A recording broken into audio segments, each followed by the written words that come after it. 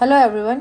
Today we are going to talk about the paradigms of learning, means methods, ways and models to understand the learning process. First one, classical conditioning, where the learning occurs through association between a neutral stimulus and a natural response. Example says, in Pavlov's experiment, a dog learns to salivate, that is a response, when it hears the ringing of the bell, which becomes the natural stimulus because it has been repeatedly associated with the food, that is the natural stimulus. Second one is the operant conditioning, where learning occurs through consequences and behavior over here becomes to be strengthened by rewards and weakened by punishment.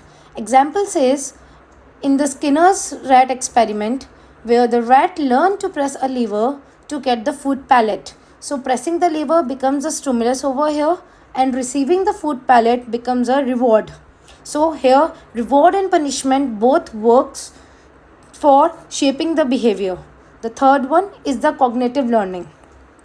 Here, the learning involves understanding, thinking, and the problem solving rather than making an association between either a stimulus or the stimulus response learning.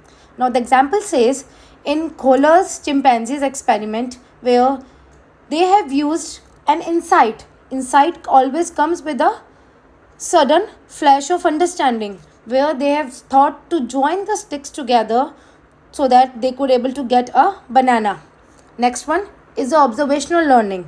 In observational learning, where we are going to observe and watch others by imitating their actions and behavior.